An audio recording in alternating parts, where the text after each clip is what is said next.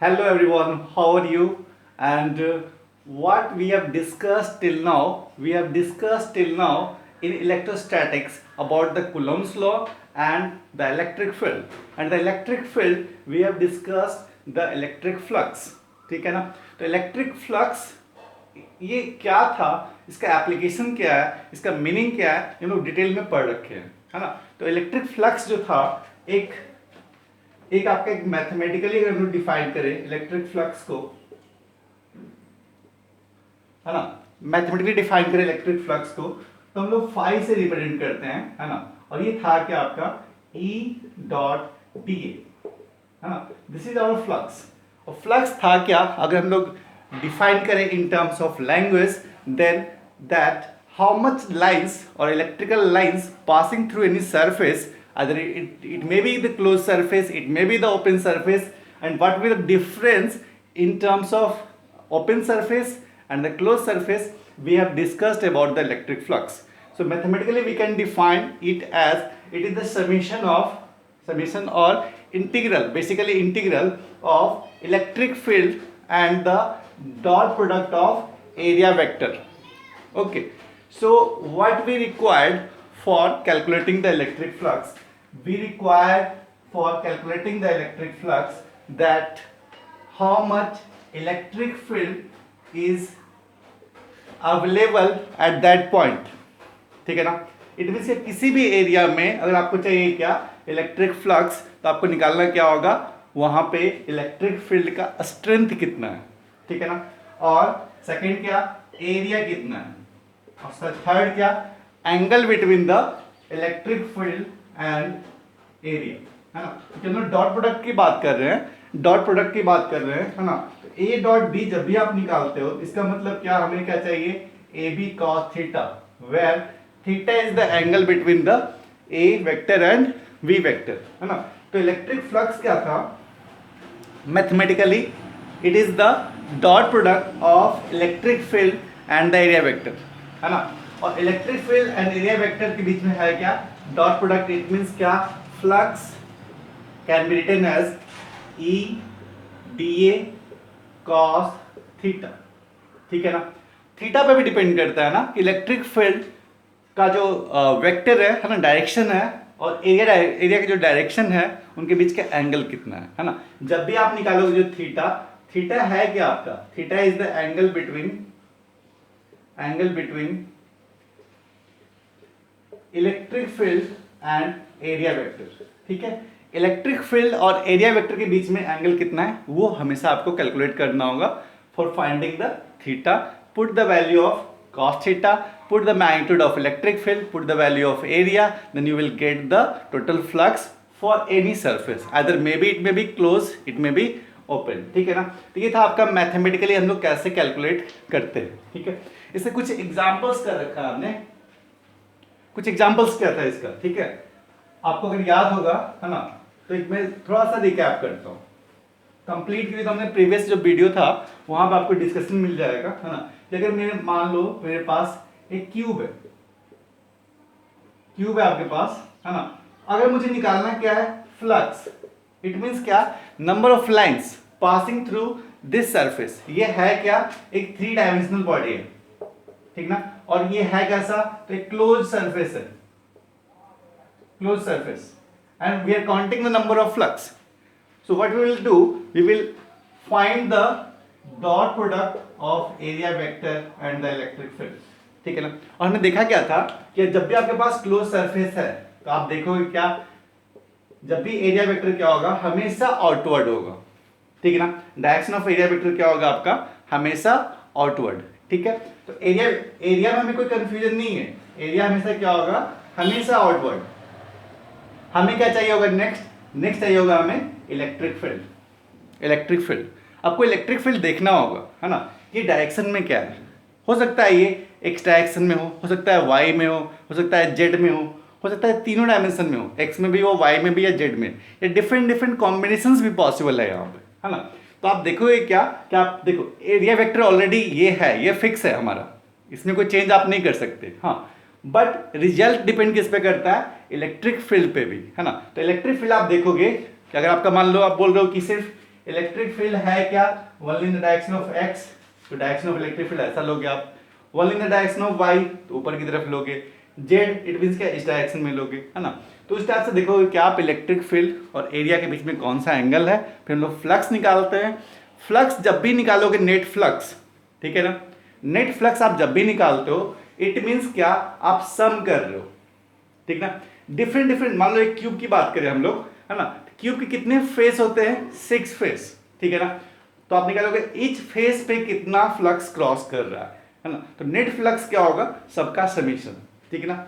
Flux is a scalar quantity, it's not a vector quantity, तो आप simply add कर देना उनको, ठीक है। उसमें कोई आपको देखना नहीं है कि ये जो फ्लक्स निकाला हमने वो एक्स डायरेक्शन में था या वाई में था या जेड में था, it's simply A number, so add the number by their proper sign, that is it may be number, may be positive, may be negative, may be zero, ठीक है ना। तो फ्लक्स क्या आएगा आपका, इधर पॉजिटिव आएगा या नेगेटिव आएगा, जीरो आएगा, जो भी आएगा आप सिंपली जो नेट फ्लक्स होगा for any close surface just sum their individual flux, okay, so we will get the electric flux, ठीक है।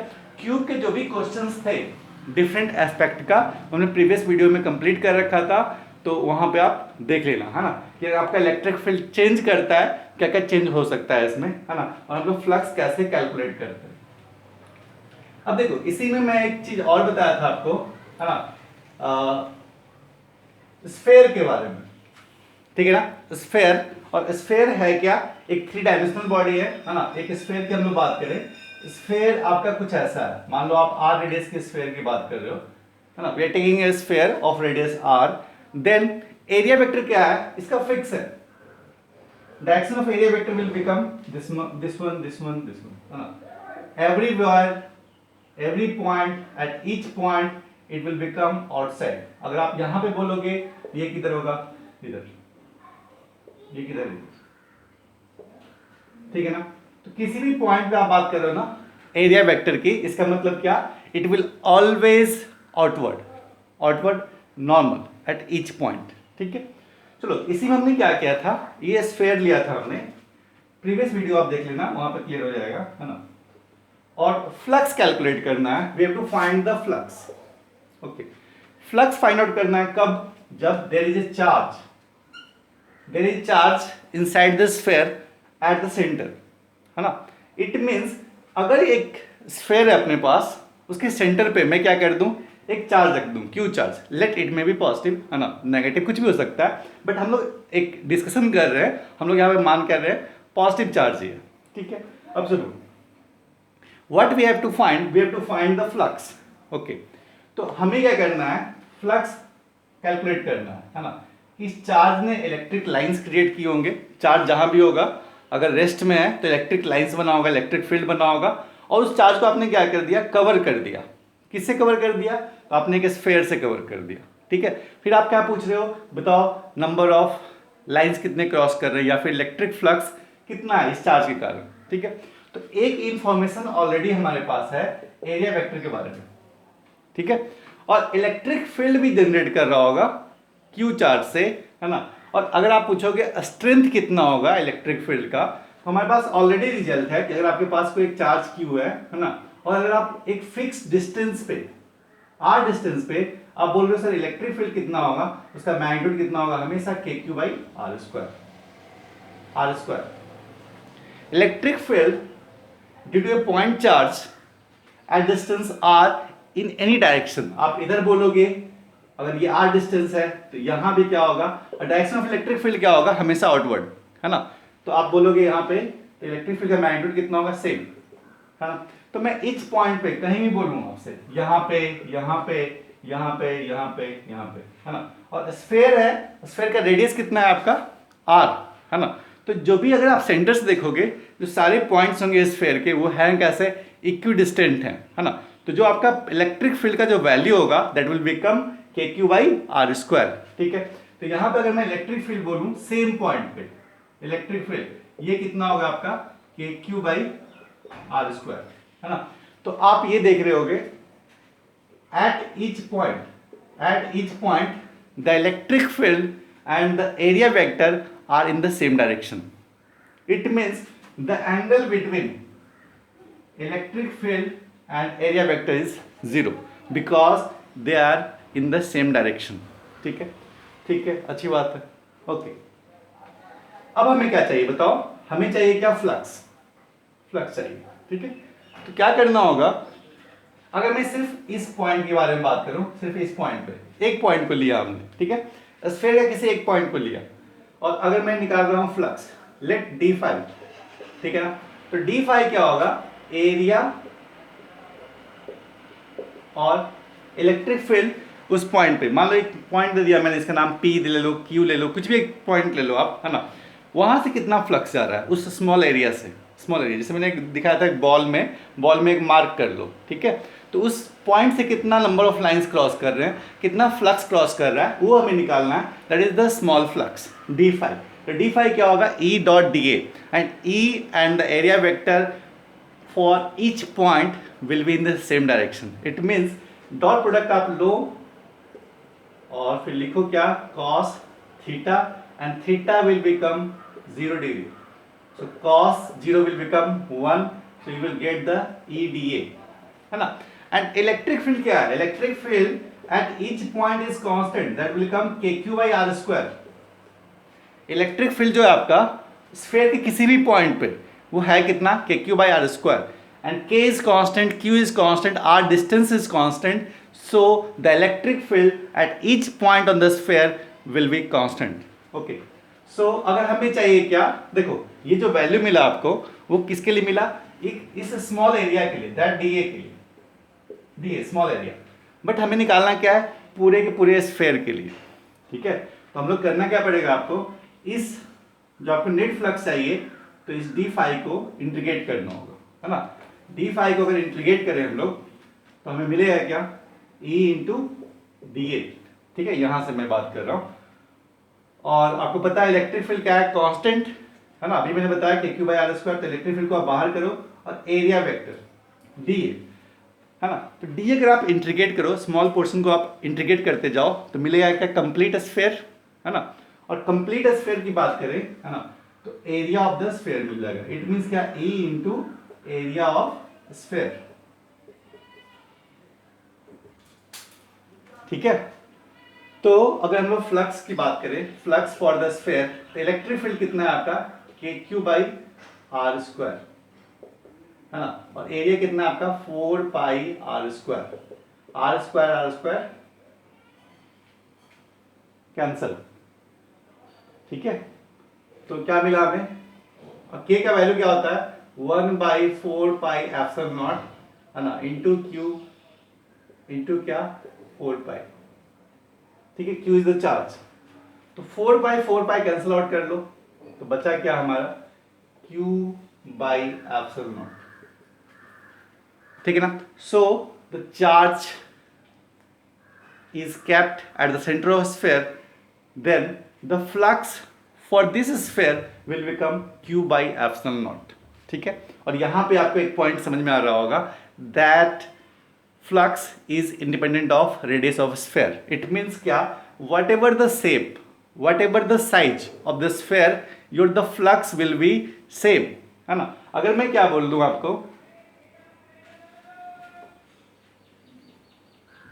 अगर ये स्फीयर है ऑफ आर रेडियस, है ना, आप इसका रेडियस का वैल्यू कुछ भी रख लो आप, 100 मीटर, 200 मीटर, 500 मीटर, कुछ भी रख लो आप. ठीक है, फ्लक्स उस केस में भी क्या मिलेगा?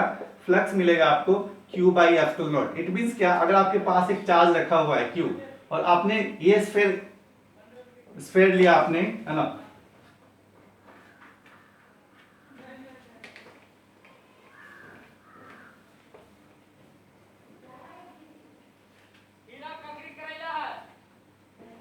अगर देखो इन जनरल में बात करें, है ना, कि अगर अपने पास एक Q चार्ज है, ठीक है, और एक स्फीयर ले लो आप, चाहे आप इस रेडियस का लो, इस रेडियस का लो, या इस रेडियस का लो. ठीक है ना. जो फ्लक्स मिलेगा वो क्या मिलेगा? Q by epsilon naught. It means your flux will be independent of radius of sphere. It means क्या? Whatever size of the sphere, your flux will not depend on the size of the sphere, है ना. तो Q by epsilon not. यहां पे एक चीज और समझ में आना चाहिए आपको, ये चार्ज Q है क्या? This charge is the inside charge, of the sphere, है ना। तो हम लोग क्या बात करेंगे आगे जाकर, है ना, अगर ये शेप आपका स्फेयर नहीं बल्कि कुछ भी होता है, रैंडम एक शेप होता, ठीक है ना, एक रैंडम शेप होता, और यहां से क्या होते हैं, इलेक्ट्रिक लाइंस निकलते, चाहे किसी भी डायरेक्शन में। आउटसाइड पता है ना, पॉजिटिव चार्ज में क्या होता है, लाइंस हमेशा बाहर निकलता है, ठीक है, बाहर निकलता है। तो आप कोई भी छोटा सा पोर्शन ले लो, चाहे ये पोर्शन लो जहां पे चार्ज उसके इनसाइड है ना, या कोई बड़ा सा पोर्शन लो या इन्फिनाइट बड़ा ले लो, इसके चार्ज हमेशा अंदर क्या होगा, क्यू चार्ज ही होगा, है ना। तो फ्लक्स भी क्या होगा, कांस्टेंट होगा। उस फ्लक्स का वैल्यू क्या होगा, Q by epsilon naught. It means the charge inside the body और द क्लोज सरफेस, है ना, बाय द एप्सिलॉन, ठीक है। तो यहीं से आपका क्या आ रहा है, गॉस थ्योरम, ठीक है। गॉस थ्योरम जो था वो इसी स्टेटमेंट को बोल रहा है, ठीक है। अगर कोई क्लोज सरफेस ले हम लोग, है ना, और उसके अंदर चार्ज क्या रखा हो, क्यू। क्यू मीन्स क्या, चार्ज का कोई भी मैग्नीट्यूड हो सकता है, या मतलब 5 चार्ज रखे होंगे, है ना। तो 5 चार्ज आप बोल रहे हो, इट मीन्स क्या, क्यू इन मैं बोल लूं क्या, Q1 plus Q2 plus up to Q5, है ना। ये सारे चार्ज कहाँ रखे हो, इसके अंदर, है ना। तो जो फ्लक्स होगा वो हमेशा क्या होगा, Q in by epsilon naught। It means क्या, the electric flux for any close surface if the Q in charge the magnitude of Q in charge will be anything, है ना। तो फ्लक्स जो होगा आपका for that close surface it will become 1 by epsilon naught times of Q in, ठीक है। अगर किसी बॉक्स के अंदर 5 चार्ज रखे हो, ठीक है, तो कितना फ्लक्स होगा उस बॉक्स से कारण, ठीक है, वो हमेशा क्या होगा, जितने चार्ज रखे हो, ठीक है, divide by 1 by epsilon naught, that will be the flux for any close surface, ठीक है। तो हम लोग अब जो नेक्स्ट स्टार्ट करने वाले हैं वो है क्या, अपना गॉस लॉ, ठीक है, या गॉस थ्योरम बोल सकते हो, या गॉस लॉ, जब जो आपको बोलना है बोलो आप, ठीक है। तो आप फर्स्ट थिंग ये है ना कि जो हमारा सीक्वेंस है पढ़ने का, ठीक है ना, पढ़ते कैसे हम लोग, पहले कुलम्स लॉ पढ़ते हैं, बाद में क्या पढ़ते हैं, गॉस लॉ, है ना। बट इन रियल में जो आपका आया था, फर्स्ट क्या आया था, गॉस लॉ, उसके बाद आया था कुलम्स लॉ, ठीक है ना। दोनों का एप्लीकेशन लगभग मिलता जुलता ही है ना। इलेक्ट्रिक फील्ड जो हमने अभी तक इलेक्ट्रिक फील्ड फाइंड आउट किया था, सब हमने किसके हेल्प से किया था, कुलम्स लॉ से, ठीक है ना। सेम हम लोग क्या करने वाले हैं, इलेक्ट्रिक फील्ड फाइंड आउट करोगे आप, सेम जितना रिजल्ट आ रखा है अपना पहले, सब लोग करेंगे क्या, गॉस लॉ के हेल्प से भी, ठीक है। तो पहले थ्योरम था क्या, ये लॉ है क्या, है ना, उसको हम लोग देखते हैं। बाद में हम लोग क्या करेंगे, इसको एक्सप्लेन करते रहेंगे और इसका एप्लीकेशन भी देखेंगे कि गॉस लॉ का एप्लीकेशन है क्या, जो हमारे सिलेबस में है, ठीक है। तो फर्स्ट देखते हैं हम लोग इसका स्टेटमेंट क्या है, अकॉर्डिंग टू दिस लॉ, है ना, the total flux linked with a closed surface called the Gaussian surface is 1 by epsilon naught times the charge enclosed by the closed surface, ठीक है ना। किसी भी क्लोज सरफेस में, ठीक है ना, किसी भी क्लोज सरफेस से टोटल जो आपका इलेक्ट्रिक फ्लक्स होगा वो कितना होगा, ठीक है ना। कोई भी क्लोज सरफेस आप ले सकते हो, वो जो आपका क्लोज सरफेस से फ्लक्स होगा वो क्या होगा, 1 by epsilon naught times of the charge inside, ठीक है ना। उस क्लोज सरफेस के अंदर में कितना चार्ज है, ठीक है ना। चार्ज पॉजिटिव भी हो सकता है, नेगेटिव भी हो सकता है ना, कुछ भी हो सकता है। कितना चार्ज उसके इनसाइड है उस क्लोज सरफेस का, ठीक है। तो जो फ्लक्स होगा टोटल जो फ्लक्स होगा for that surface is 1 by epsilon naught times of the charge enclose by the surface, ठीक है ना। ये स्टेटमेंट था किसका, गॉस का, ठीक है। तो इसको हम लोग क्या करेंगे, पॉइंट वाइज थोड़ा सा क्लियर करते हैं कि स्टेटमेंट में है क्या, ठीक है। देखो कोई भी क्लोज सरफेस, ठीक है, अगर चार्ज कुछ इंक्लोज करता हो तो फ्लक्स कितना होगा उस सरफेस के कारण, तो कितना होगा, 1 by epsilon naught times of charge enclosed, है ना। तो मैथमेटिकली भी आप बोल सकते हो कि फाई क्या होता है हमारा, E डॉट डी ए, है ना। बट देखो आप यहाँ पे एक इंटीग्रेशन साइन दिया, है ना, यहाँ पे देखो ये इंटीग्रेशन साइन है ना, साथ में क्या दिया हमने, बबल का मतलब क्या है ना कि आप इंटीग्रेट कर रहे हो, और इंटीग्रेशन है कैसा आपका, क्लोज्ड इंटरवल में। इट मीन्स क्या, क्लोज सरफेस के लिए आप कर रहे हो। देखो यहाँ पे एस भी लिखा हुआ है, एस मीन्स क्या, क्लोज सरफेस, ठीक है। जो आप इंटीग्रेशन कर रहे हो, जो फ्लक्स की बात कर रहे हो इस लॉ के लिए, है ना, वो फ्लक्स जो मिलेगा हमेशा वो किसके लिए मिलेगा, तो क्लोज सरफेस के लिए, ठीक है ना। This law is valid only for the close surface, ठीक है। It means the electric flux for any close surface is Q is 1 by epsilon naught times of the charge enclosed by the surface, ठीक है। But हाँ, इसमें condition और भी है। Condition ये है, ठीक है, कोई भी सरफेस नहीं ले सकते आप, ठीक है। जिस सरफेस की बात कर रहे हो ना, उस सरफेस का एक नाम देते हैं हम लोग, that is called the Gaussian surface, ठीक है ना। गॉसियन सरफेस, गॉसियन सरफेस के लिए ही आप डिफाइन करते हो क्या, ये लॉ, गॉस थ्योरम, है ना। जनरली क्या, जिस सरफेस पे हम लोग गॉस लॉ यूज कर सकते हैं, that is called the Gaussian surface, ठीक है। अब गॉसियन सरफेस लेना कैसा है आपको, इसमें भी कुछ कंडीशन है। हमेशा गॉसियन सरफेस कैसा होना चाहिए, सिमेट्रिकल होना चाहिए। सिमेट्रिकल होना चाहिए कहां से, चार्ज से। अगर मान लो आपने दिया क्या, पॉइंट चार्ज, पॉइंट चार्ज, है ना, इसका सिमेट्रिकल क्या लेंगे, तो लेंगे क्या, स्फेयर, ठीक ना। एक पॉइंट मैं ले लूं यहां पे,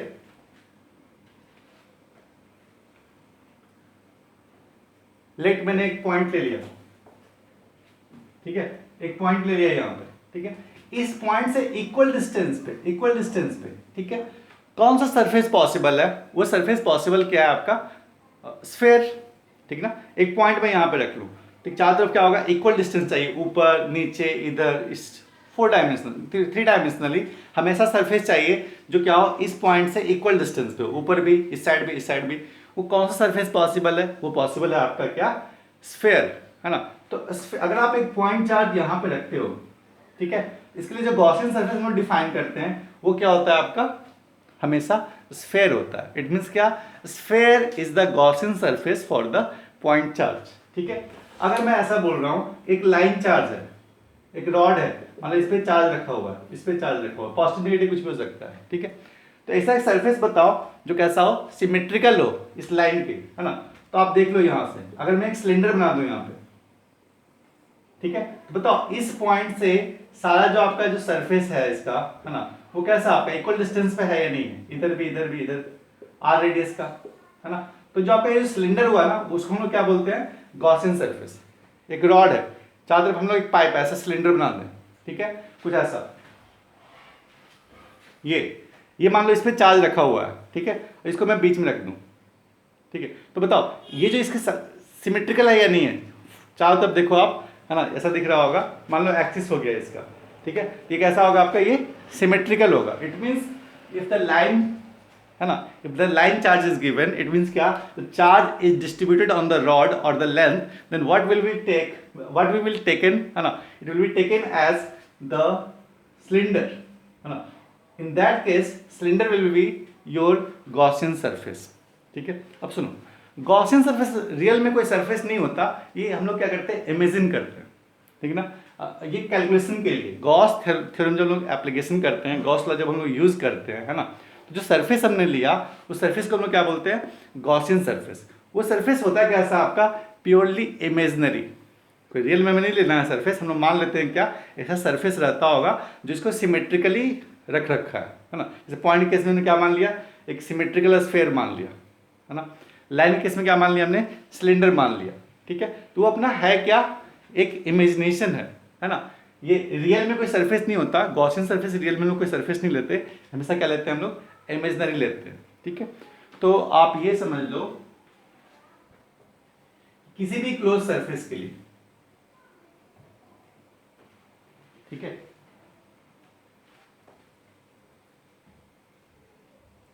किसी भी क्लोज सरफेस के लिए, अगर मान लो मैं क्लोज सरफेस ऐसा कुछ ले लेता हूं, ठीक है, और यहां पे चार्ज क्या है, ये Q1, यहां पे Q2, यहां पे क्या Q3, और यहां पे क्या Q4, ठीक है। इसको मैं प्लस लिया, इसको माइनस, इसको प्लस, ठीक है। तो अगर आप बोलोगे फ्लक्स कितना है इस सरफेस के लिए, है ना, सरफेस को मैं नाम ले लेता हूं S, ये सरफेस है क्या आपका S, ठीक है।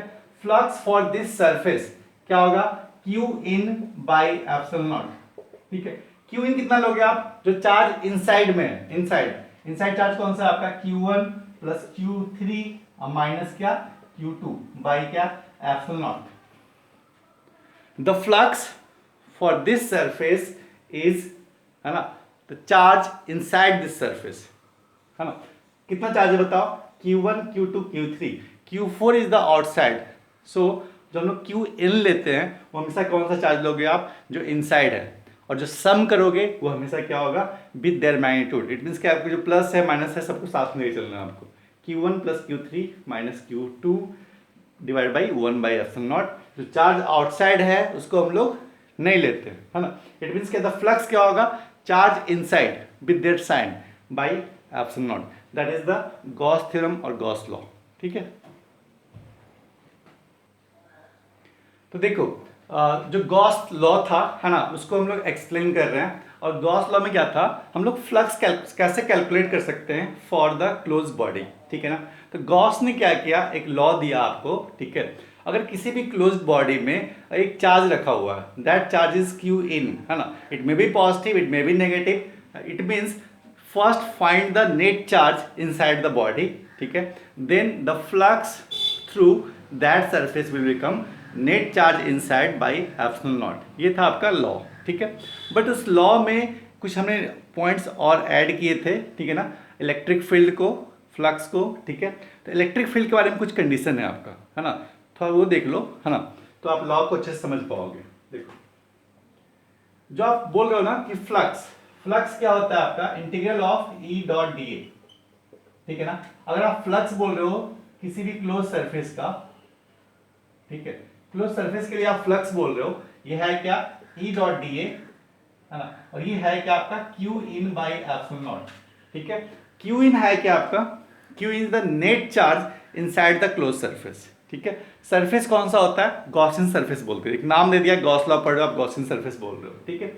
अब सुनो कुछ पॉइंट्स है आपका, ये the electric field, the electric field in E dot D A, जो आप ई डॉट डी ए लिख रहे हो, इट मीन्स का जो फ्लक्स का आपने फॉर्मूला लिखा, ठीक है, और इसको आप कर रहे हो इंटीग्रल कर रहे हो, क्लोज इंटीग्रल, है ना, is completely electric field. It may be partly due to the charge within the surface and partly due to the charge outside the surface. However, if there is no charge enclosed in the Gaussian surface, then we can write this one. It means क्या, जब आप लिख रहे हो ना किसी भी Gauss law में, ठीक है, कि the flux will become Q in by epsilon naught. It means क्या, फ्लक्स को हम लिख सकते हैं क्या, क्लोज इंटीग्रल, है ना, close integral of E dot D A, E dot D A.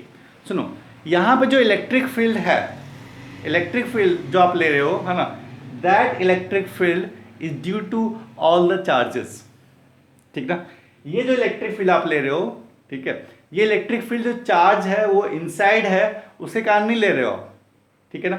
This electric field is a net electric field and that electric field due to the charge inside the close surface as well as charge outside the close surface, ठीक है। अगर मैंने बोला क्या, किसी भी close surface से flux कितना पास कर रहा है, क्या बोलोगे आप, क्यू इन, चार्ज कौन सा लेना है आपको, इनसाइड चार्ज, ठीक है, बाई क्या, एप्सिलॉन नॉट। बट जो आप यहाँ पे फॉर्मूला लिख रहे हो ना, इलेक्ट्रिक फील्ड, वो इलेक्ट्रिक फील्ड किसके कारण है, that electric field is the total electric field, resultant electric field due to all the charges, the charge may be inside और आउटसाइड। इट मीन्स क्या, जो आप इलेक्ट्रिक फील्ड यहाँ पे लिख रहे हो, that electric field is the summation of the all the charges, है ना, electric field due to the all the charges. ये चार्ज बाहर भी वाला भी होगा और अंदर वाला भी होगा।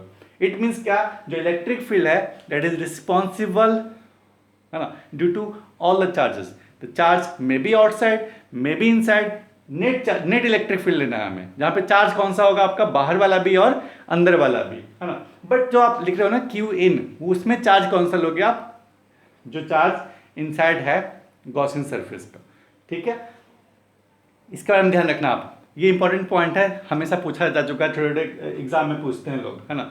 ये इलेक्ट्रिक फील्ड कौन सा चार्ज के कारण लोगे आप, जो चार्ज अंदर भी है और बाहर भी है। This is the net electric field by all the charges, ठीक है। और क्यू इन कौन सा लोगे, चार्ज कौन सा लोगे आप, जो चार्ज सिर्फ इनसाइड है, ठीक है। सेकेंड जो इसी पॉइंट को हमने बोला है, the electric field E is the resulting from all the charges both inside and outside the Gaussian surface. जो इलेक्ट्रिक फील्ड है ना, वो कैसे मिला आपको, it is the net electric field by the all the charges. The charge may be outside, may be inside, you have to consider all the charges, ठीक है ना। ऑब्जेक्टिव क्वेश्चन है, बहुत बार आया हुआ डिफरेंट डिफरेंट एग्जाम में। और जो चार्ज लेना है आपको, कौन सा चार्ज लेना है, जो सिर्फ इनसाइड हो, ठीक है। यही था आपका गॉस लॉ। गॉस लॉ इससे ज़्यादा कुछ नहीं है। गॉस लॉ ने क्या किया, मैं इसको थोड़ा बस एक बार देख लो, पॉज करके आप नोट कर लेना इसको, ठीक है। यही 3 पॉइंट्स थे, ठीक है। जो आपका फ्लक्स होगा किसी भी क्लोज सरफेस से, वो फ्लक्स कितना होगा, जो charge inside by the epsilon not.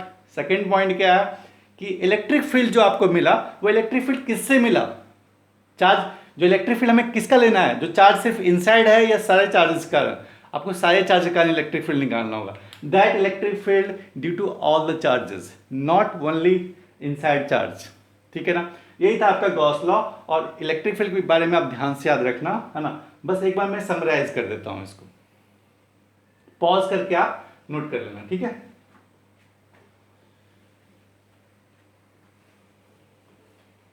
सुनो, हमारा समरी ये है, ठीक है। अगर मैं इसको समराइज करूं,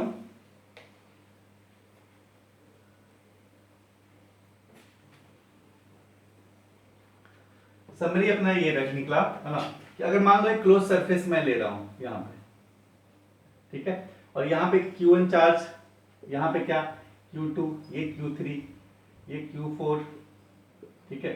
ये नेगेटिव मैंने ले लिया, ये पॉजिटिव, ये नेगेटिव, ये पॉजिटिव, ठीक है। तो आपसे मैं पूछ रहा बताओ, इस जो क्लोज सरफेस है ना, ये मान लो एक क्लोज सरफेस है, क्लोज सरफेस, ठीक है। गॉस लॉ जब भी डिफाइन करते हैं, only for the close surface, not for the open surface. Open surface कैसे निकालेंगे हम लोग, जो हमारे पास स्टैंडर्ड मेथड है उससे आप निकालोगे, जो स्टार्टिंग लेक्चर में मैंने कराया था। अगर आपको फ्लक्स कैलकुलेट करना है for this close surface, what we have to do, we have to integrate the electric field and area vector, है ना, इन द क्लोज, इंटीग्रेशन करना होगा आपको दिस सरफेस में, ठीक है। इसका देखो, इसका जो प्योर मीनिंग है ना, वो आपको पढ़ना ही नहीं है, सिंपल सी बात है, ठीक है। इसका जो प्योर मीनिंग है ना, ये होता है क्या, integration in the close curve, ठीक है। प्योरली नहीं पढ़ना है, फिजिक्स में तो आप छोड़ ही दो क्या है, ठीक है। तो छोड़ दो आप इसको, इसका मीनिंग प्रॉपर आप नहीं समझ पाओगे। सिंपल आप समझो कि हम लोग जो इंटीग्रेट कर रहे हैं ना, कर कैसे रहे हम लोग, पूरे पूरे क्लोज सरफेस के लिए। इसलिए हम देखो यहाँ पे एक बबल दे दिया, एक राउंड फिगर में, इट मीन्स क्या, क्लोज्ड है ये। इंटीग्रेशन कैसा है आपका, क्लोज इंटरवल में हम लोग इंटीग्रेट कर रहे हैं, ठीक है, किसी भी सरफेस एस के लिए। और ये होता है क्या आपका Q in by epsilon not. यही था आपका गॉस लॉ। अगर आपको फ्लक्स कैलकुलेट करना है किसी भी सरफेस से, तो उसका फॉर्मूला क्या मिलेगा आपको, E dot D A in the close interval, ठीक है। ये होगा कि आपको Q in by epsilon not. और यहां पे देखो आप Q in क्या मिल गया, Q in क्या मिल गया, विद साइन रखना है। क्या Q1 लोगे आप, नो, जो सरफेस के अंदर है बस उसको लेना है ना। इट मीन्स क्या लेंगे हम लोग,